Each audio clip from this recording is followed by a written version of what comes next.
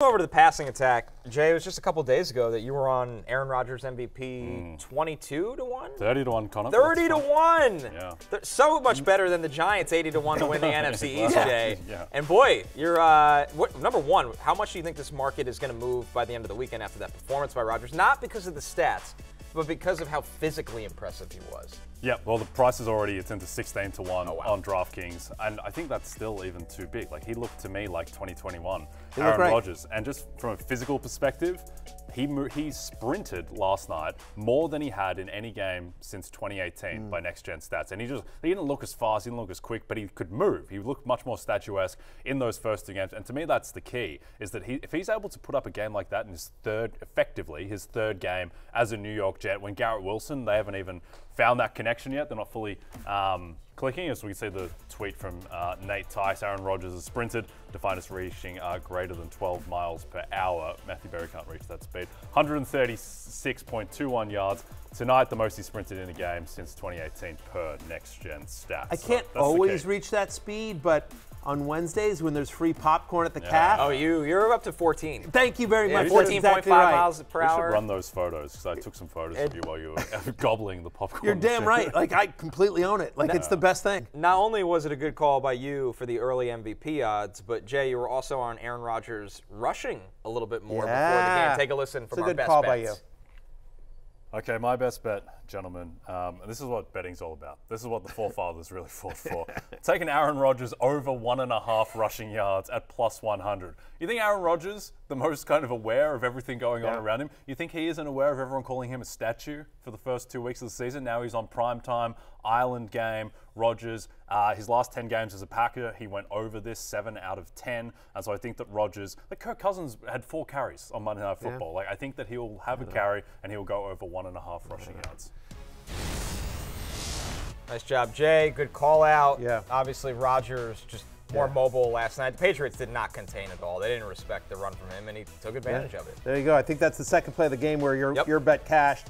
And at this point, the Jets were still, the Patriots were still within +6. So at that point, that second play, things look good for my bet, for your bet. Greg the Leg hadn't shanked a chip shot yet. Yeah, exactly. Thank you, Greg the Leg. Everything was perfect. But you cashed that. The only thing I want to say about Rodgers, and I agree with you, I thought he looked awesome. Really an impressive performance. He now has 10 days to prepare for a home game against the Broncos. He looked great.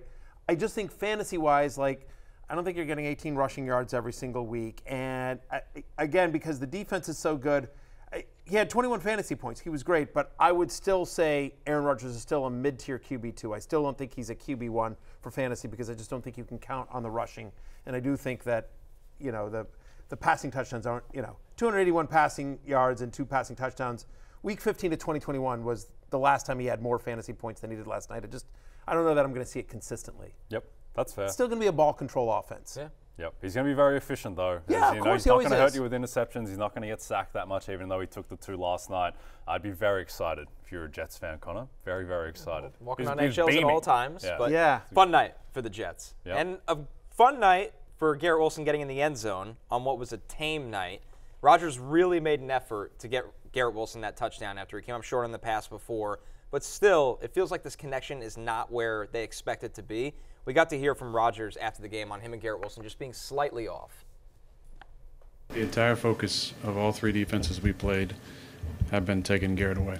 It's been Mel Kiper's worst nightmare. Been a lot of cover 2, And when there's times we get 1 high, we've tried to go to him, but a lot of 2 high in all 3 games. They're shading to him, even with stud corners. You look at the Ward in week 1, and Snead, thank you, in week 2, and then Gonzalez in week 3 now.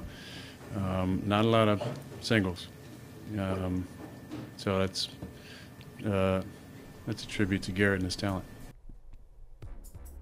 As you see, the receiving leaders from last night. Huge night for Tyler Conklin.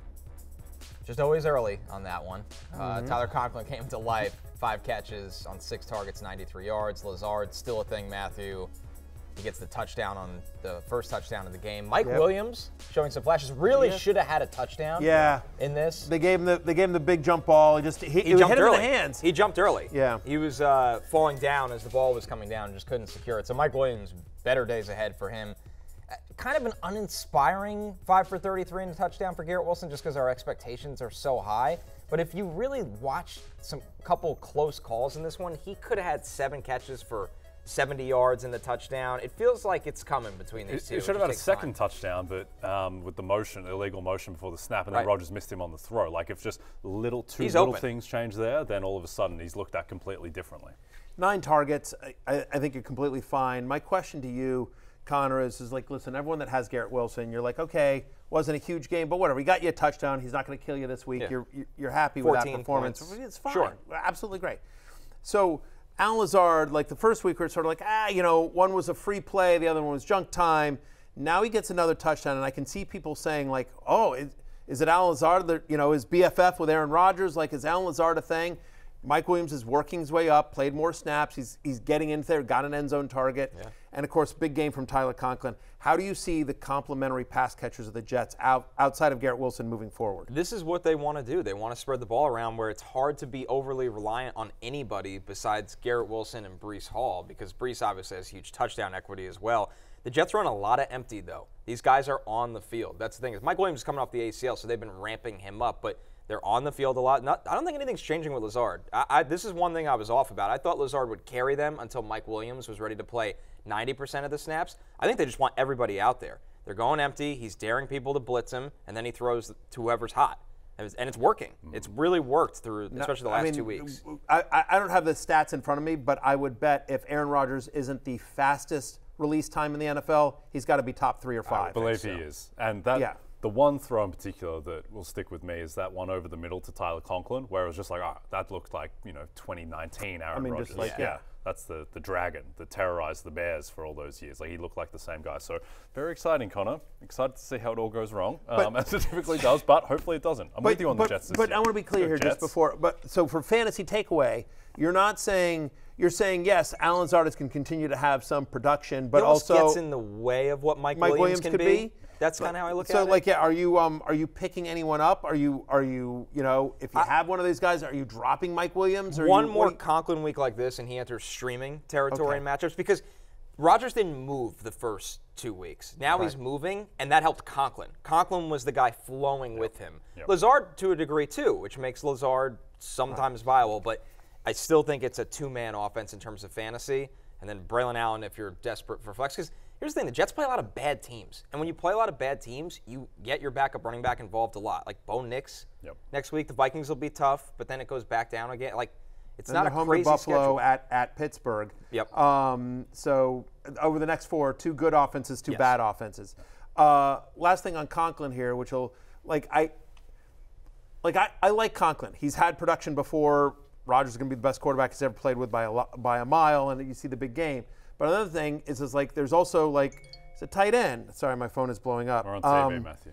Well, I have it on silent. Look, I don't know what's going on over here. Just more spam. The evidence would suggest you don't. Have it on silent. It's fair. It's fair.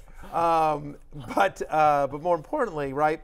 On the other side of the ball in this game is the guy that had the tight end that had the big game week 2 in Hunter Henry. He does nothing. So could you see a lot of people picking up Tyler Conklin next week and then in week 4 dropping him? But so that's my question is how much do you, as we move over to Hunter Henry and Austin Hooper on the Patriots side of the ball here, is this a mirage, or is there a chance Conklin becomes more of a part of this offense? This feels like a lot. This felt like a career type of game for him. Now, could I see him going more for 4 catches, 45 yards, and he's touchdown dependent?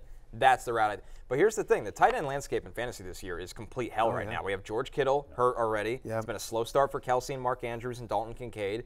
And Trey McBride hasn't done that much either. Really, no one has besides Brock Bowers, which is ridiculous. Kyle Pitts caught a touchdown on a broken coverage, but that's about it for him. Right, Ferguson's been hurt. Ferguson's hurt. Dalton Schultz is nowhere to be found. Yeah, Njoku's been hurt. Goddard hasn't done much. The bar is so low that if Conklin starts to become a 4-catch guy that's touchdown dependent, some leagues you might be starting that guy on some weeks.